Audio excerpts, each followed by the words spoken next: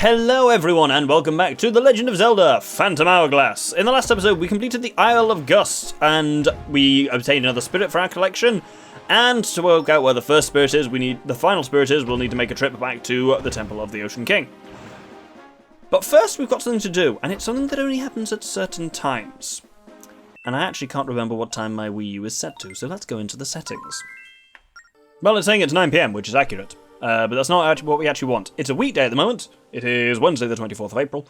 And on a weekday, what we want happens between 10 PM and midnight. So let's crack this forward by an hour and 6 minutes, just to be sure.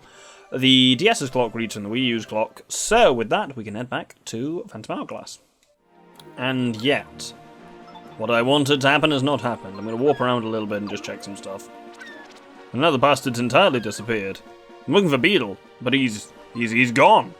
What the fuck is happening? Well, he's completely gone into hiding, so that's very strange, but we'll deal with that later, I suppose. Let's head over to Banan Island for now. So, last time we were on Banan Island, there was this cave, and I actually didn't go to it at all, because we can't do what was through it. In fact, when we see the sign, only those with the power to shatter rock will find the path to a new game. So obviously we have bombs, which is the aforementioned power to shatter rock, and then we have our way to a new game. This game has a lot of mini-games, each more infuriating than the last, but I think... I don't even think this is the hardest of the game, but it is fucking hard. Remember this guy? So, are you gonna play or what? It's 20 rupees a game for kids, yes or no? Yeah, okay, let's see. This game of skill takes place on the vast stage of the open sea. Why is he French now? I have no idea. Leap on board and prepare to set sail and raise anchor. On the horizon, lose a blue target. Man the cannon, take aim, and kaboom! Splish! Splash bang kaboom! You obliterate the target, earning 100 points. Suddenly, a red target sails into view. It fears nothing, for it cannot be broken. Every time you pound it with cannon fire, you earn 20 points. Blapow! Yep, so did you get all that or what? Yes, I did. The record is 2,500 points, so good luck and all that. The ship sails on its own, and we're off. So, crucially, 20 points for every hit on a red target, but red targets can't be broken. As you see, if I hit that one repeatedly, we'll just keep getting points out of it. Whereas that one, you hit it once, and it blows up. As I say, this game is just hard. The crucial thing to remember that kind of guides this entire game is A, aim for blue targets whenever you can. Red ones are great to kind of just pump some shots out of when you've got time. You should basically always be firing a cannon one way or another, but blues are really the one to aim for. The crucial thing here is do not lead your shots. We are moving, but if you tap a target while you're moving, as long as I tap the dead center of that target, the shot that I aimed at it is guaranteed to hit it. You don't need to account for the fact that your ship is moving, basically. And that's kind of the key thing to remember in this. And other than that, it is just about kind of efficiency. We want 2,500 points in total, and we should get... As long as we've got about half of that when we're about halfway through the course that we basically are at the moment. If you look on the top screen, we come to the very kind of bottom of the course, and then we circle back around.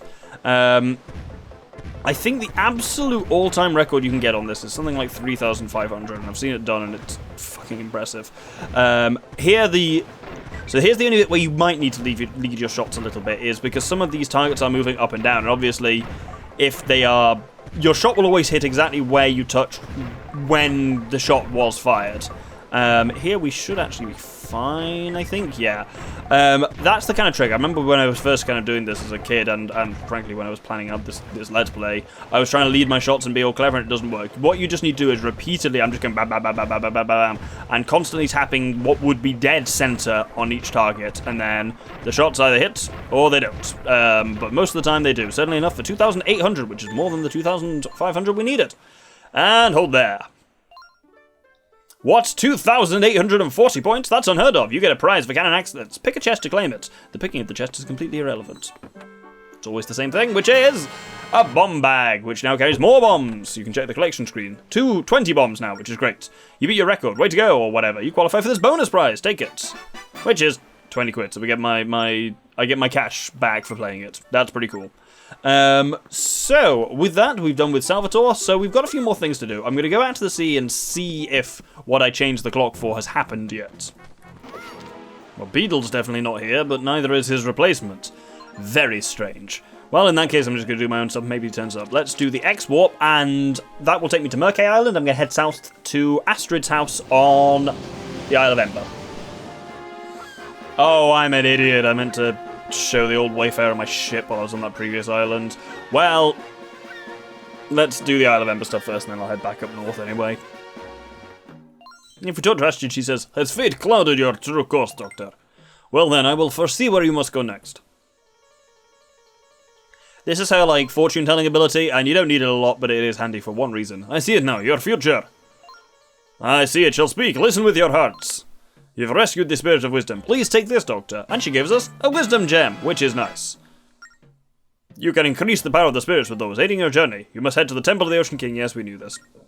But you can get, a free Wisdom Gem from her for saving the Spirit of Wisdom, which is pretty sweet. With that, I'm now going to head back to Bannon Island. Wait, no, wrong frog. Oh. Not having a great one this episode, lads, I'll be honest. So now if we speak to the old Wayfarer, having caught a rusty swordfish, as we did last episode. This sword is sharp, like my passion for adventure. This is a rusty swordfish. Huh, impressive. Rusty swordfish are backbreakers even for bold men of passion like myself. Nice work, young man. Because your skills quite equal mine, you more than deserve this gift. And he'll give us a ship part, the stone hull ship part. We'll actually swap some ship parts in a little bit, but we're actually going to gather a fair few more next episode, so we'll wait for now to do some proper customization and maybe actually get some bonuses from it. Ha! I think a courageous fisherman such as yourself can do it. Lately, fish shadows have been sighted on the sea's surface. Rumours are swirling among the bold and hearty fishermen. The legendary fish, Neptuna, surfaces once again. If you were to catch one, you would truly be a legendary... romantic, did it say? What an odd thing to say. Well, either way. Right, let's head back then. That's kind of it with side quest stuff for now. Oh, well, there's a few more side things, but we'll head back to Murkay Island. Oh, there he is! He is back now. Basically, I changed the time, but I hadn't actually restarted the game. It reloaded from like a restore point, which this can do sometimes, and clearly that isn't enough for it to respect to change the clocks. So you'll notice at the bottom, Beedle is not there anymore. Beedle has been replaced by Masked Beedle. So we'll head over to him before heading to Murkay Island. Bastards rammed me! Fucking hell, I didn't know that was an option. So it's the same shopship, but when we go in, things are not as they seem. Indeed, it's Masked Beedle behind there. Oh, welcome, I don't think we've met before. Nope, but I know all about you. I close up shop in 7 days. Liquidation sale. So we're going to buy from him. He does sell a heart container, which is quite nice. We're going to buy a Wisdom Gem from him. Courage Gem even, for 500 quid. And I believe this heart piece would be, 1,500 rupees. That's more than we can afford. What about this ship part you're selling? The Iron Anchor. Fuck it, why not? It's only 150 quid. And we will hold it there. So now, that's actually what I want to change the clock for. Masked Beedle only appears at 10 PM till midnight on weekdays, and 10 AM till midday on weekends. But that's all we needed from him, so let's... No, that wasn't right at all. You've got to actually draw something that does look like the frog thing, otherwise I'm going to warp you. Cool, I will see you back at Murkay Island. Oh, also, shadows of strange fishes have been seen as what the old Wayfarer said. We're looking out for one that... So that's up on the top screen at the moment, you can see the traditional fish shadow. We're looking for a different one. I'll give a shout if it turns up at all. It might take the rest of the game for Neptuna to turn up, but you just got to keep an eye out for it. It's worth activating that quest as soon as possible to just have as much time as you can to do it. So first off, we want to come to the shop down here, because they'll also have something useful to buy. So for 500 quid here now, we can pick up a power gem. There are also some potions here. I'm not going to buy them, but we will soon see what the deal with potions is, because they are kind of handy in some ways, but the game does provide them to you at fairly frequent occasions. Anyway, we now actually want to head over to the... oh, bloody... I fell in there by accident. We don't want to head into the milk bar. We want to head left and over to Oshus's house. Hey, look at that. The bridge has been fixed. But if we go... Eventually, if you wait long enough, Oshus will just post this to you, but if you go and speak to him directly now, then he says, excellent, you've rescued the Spirit of Wisdom. Now you must locate one more, find her, then you can find the ghost ship. Oh yes, I was rummaging around my storehouse and I found this. It's connected to the spirits. You should have it. And he gives you a power gem. As I say, after you beat the next temple, he will just post this to you anyway. But there you go, it can build up the full power of spirits. I think we're actually, as I was saying, we're not that far off with power gems now. Only 4 more to get, and then we can at least do some spirit upgrading, which is pretty cool when we get to it. Anyway, with that, we now want to head up towards the Temple of the Ocean King. There's actually some stuff we can do before going up there, though. So first off, we can create a little shortcut here that's been bugging me for a while by cracking through that, these 2 boxes here, which mean I don't have to go around every time, which is nice. And then also there is a cracked wall here, which we can break into. And we've got a cave with some ropes in it. And what do you say, Gossip Stone? Boing! 3 fallen adventurers slumber forever within the Temple of the Ocean King. They have fallen, but you can seek their advice on how to survive the temple. Thanks. Why would you tell me that now when I've already at least at this point done the Temple of the Ocean King twice?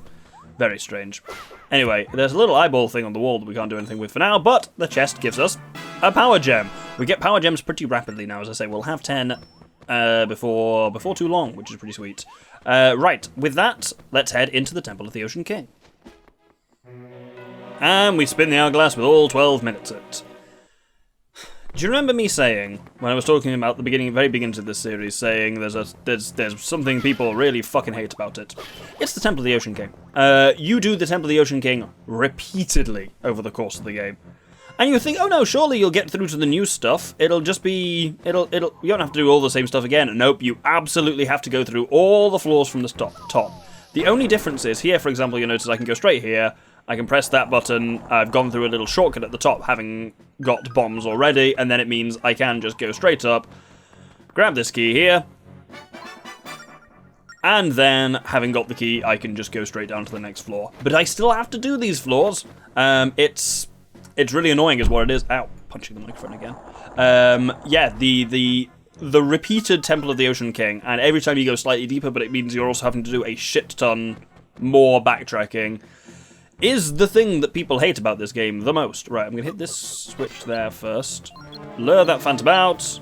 Then go and hit that second switch, which will drop a key there, which we need. And then hopefully if I'm very fast, I can pull that, which opens that fire. And then I can get back here before the phantoms get too mad at me. Brilliant. That was a nice, smooth maneuver.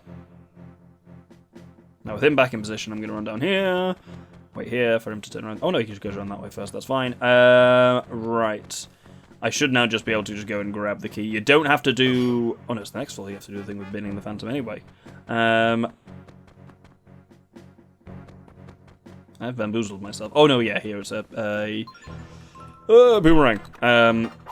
This is the thing, like, you can kind of skip the puzzles on each floor, but also not really, which is particularly infuriating. Like, for example, he's just walking in the wrong way here. Is there a red lad around here at all? No, I can hop in here, can't I? Yes. And wait for it. Now I just gotta wait for him to run all the way around. Yeah, it's very much like, you know... Oh, there's a bloody red pot there anyway.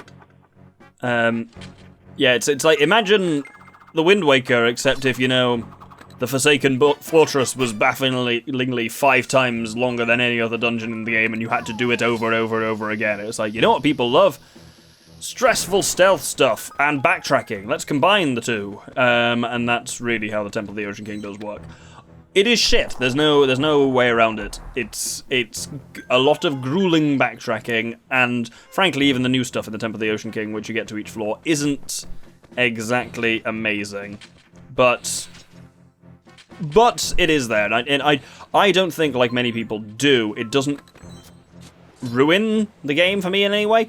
You'll notice there I dug there to make a little shortcut up here, and now I'm going to go and bin this phantom when he comes around. But yeah, I think the Temple of the Ocean King is an extremely frustrating aspect of this game, but a lot of people are like, oh, well, with that much backtracking, it's not worth it. There are some really good points in this game. The game as a whole is actually way more solid than a lot of people think it is.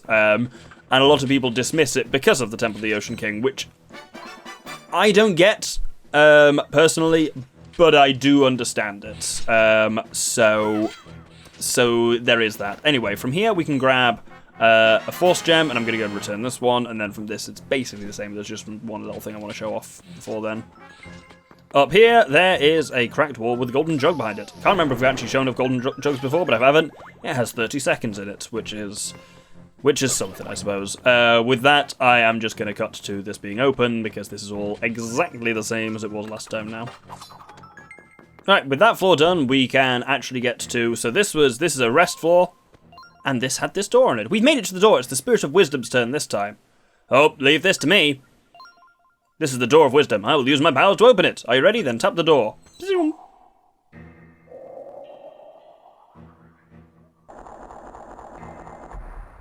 There we go. And then before heading down, I'm actually just going to see if I can heal up at all. That's me basically at full. Cool. Now we actually get to new content at the Tintle of the Ocean King. And we get a little bit of a new experience this time. When I head out...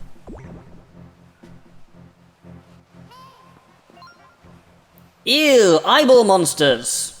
Allow me to explain. Those are phantom eyes. They act as extra eyes for the phantom. If one sees you... Yep, what happens if one sees you?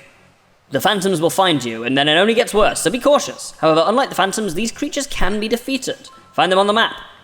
Make sure to defeat them before they see you. I get it, so you have to find a way to hit them before they see you. Come on, let's go to a safe zone, and if they see you, Doctor. So, I'm going to go up here first. Oh, no, that's not what I thought it was. Cool.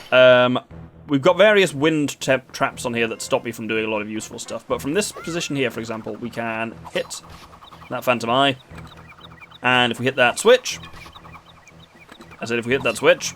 Oh my god, why do I suck so much? Hit the switch. There we go. I said there we go, having not done it. Let's hit the phantom eye again. Stun them with the boomerang, and then hit them, and yep, they die. And you do want to kind of, generally speaking, keep them dead. Anyway, I want to see what this phantom is doing in the middle there. Are you going to turn left or right? I think it's going to turn towards me. Yep. I'll wait for him to come through. I do not want to do what I'm about to do with him in the way. We'll just sneak very carefully around him. I think he's just walking in a square around this, so... That's fine. Unless he's doing some wacky route, but I don't think he is.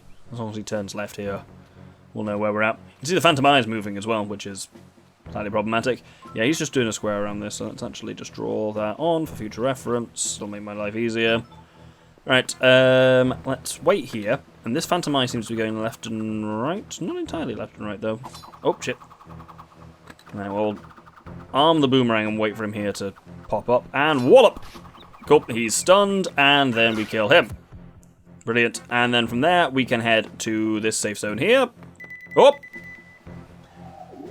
So, upon the Phantom Eye seeing us, a second Phantom spawns in, and the Phantom Eye comes and grabs onto us and summons all the Phantoms to our location. It appears that the Phantom Eye has fucked off for now. It has not. Well, it has fucked off for now, but it has not permanently. If we wait long enough, we'll see it actually respawns there at the bottom again. So that's what Phantom Eyes do. They usually draw Phantoms to your location and also just generally make things worse by summoning in more Phantoms, more Phantom Eyes, some shit like that. Let's kill this second one. And with that one done, a chest appears over there, which is worth getting to. It is going to be a little bit of a walk, though. What we have to do now is go right down into the bottom left here, and if we dig on this point... Come on, there we go. It's a little gas point, which lets us turn off all of the wind traps. So that is actually all the wind traps in the entire floor are now disarmed, which makes my life much easier, because it means you can actually work around the phantoms. If we come over there to this large chest that appears, then we get a power gem, which is pretty sweet. Store it on the collection screen for now. Yes, you always do say that. Then, need to avoid setting off this guy. Can I squeak through here before the other guy looks left? Hopefully I can. Turn around. There we go. Cool. I think that one's, yeah, just walking a big square around that box. Let's blow up that and get into it that way. I'm going to hide around the side in case that phantom does come. I say does come. He's definitely on the way in. And we can actually wait here for him to finish investigating, because we've only got 7 minutes, which is kind of fine. But I don't think we're going to have much of a problem, but you can never be sure. Anyway, in here, let's set that off, which opens the way for that key, and then I can hopefully head... Oh, shit. Oh, there's not a safe zone there. Oh, ball. I'm going to have to walk all the way around.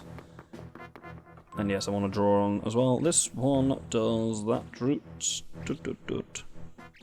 That's going to be really unhelpful to point out which way they're going. Hopefully I can figure it out. I know they all just walk in big squares anyway. There we go. Oh, there is actually a safe zone in here. I might have been alright. Let's grab the key. Brilliant.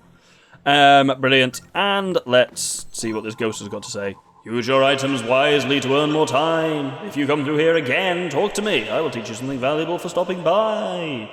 That's actually pretty cool. Right. But with that, we are done on this floor. There's some more nonsense around the top, but that's for future visits. Oh, this is not the last time we'll be back here. Don't you worry. Let's head downstairs. Now, at least this floor, you will notice quite interestingly, doesn't have phantoms. It is just an empty room. If we wait for this to be open, then we go through here, and there is a switch here which we can activate. There's a switch here we can activate. There's a switch here that we can activate. There we go. Not having good luck with those switches today, I'll be honest. And that turns off these things, which gives us a bit of a brief healing room, which has, amongst other things, 30 seconds. We probably backtracked potentially more than that to do this, but it's worth it for just a little bit of healing, I suppose. We've still got 6 minutes. 6 minutes is fine. We've got 2 floors to do in that time, and this is one of them. But this is an easy one, because as we come through here, we get Pikachus. And basically, yeah, this floor is all about fighting. And so there isn't any phantoms or phantom eyes, but you'll notice there also aren't really any safe zones. So it's a trade-off is what it is. But fortunately, when you're in cutscenes like this, time doesn't actually pass. So 6 minutes is longer than it seems. Generally, whilst the timed aspect of the Temple of the Ocean King is stressful, it's actually pretty rare that it comes in. Worst case scenario, if you're fully out of time, you start draining half a heart health a quarter of a heart at a time. Which, if you've got a couple of heart containers, actually isn't too much of a problem. You'll notice there we got 15 seconds for completing that, and it took us about 15 seconds to kill those things. So this floor, actually, as long as you don't completely bimble around, you can functionally kind of pause the timer here, because every little bit that you fight has a gold thing on it, which gives you 15 seconds. So you'll notice I've stayed at about 6:15-ish almost the entire time. Let's hit this here. And that makes a little chest appear, which we'll grab. Because this has, I talked about this earlier, a potion in it, a red potion. Drink it to restore 6 hearts. It's stored in the item menu. Indeed, if I bring the item menu up, there it is there. If I would tap that red potion on the left there, we would drink it down. I probably should have shown that off. There we go. Down here now, should have shown off in the actual safe zone, but there we go. Right, one more floor to go. This one's a bit of a mess, but there we go. So we've got a couple of phantom eyes and a couple of phantoms, and we've got like 6 kind of points around the place. This phantom eye is nice and close to us, so I'm going to try and kill him when he comes back around. Let's wait for him to circle. Yeah, you've kind of got, if I bring up the map, you've got each of these 6 points, like 1, 2, 3, 4, 5, 6. Only a couple of my dots actually hit there, and actually, I need to draw some stuff on this, so actually don't want crap in the way for now. But what I want to do is make sure I can get a good shot off on this phantom eye. There we go. Just a little farther. The clue to the ghost ship should be up ahead. Thanks for that.